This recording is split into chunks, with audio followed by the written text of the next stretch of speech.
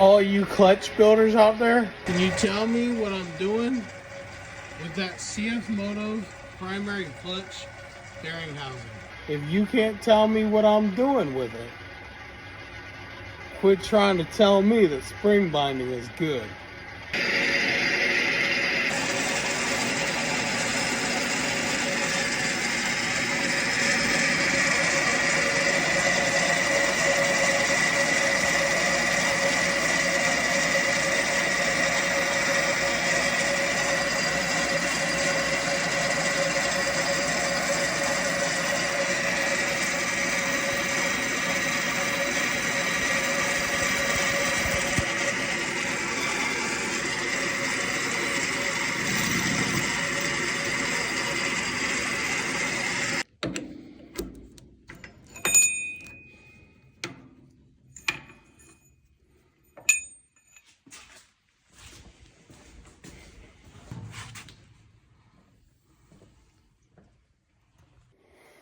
Now, why did I cut that down?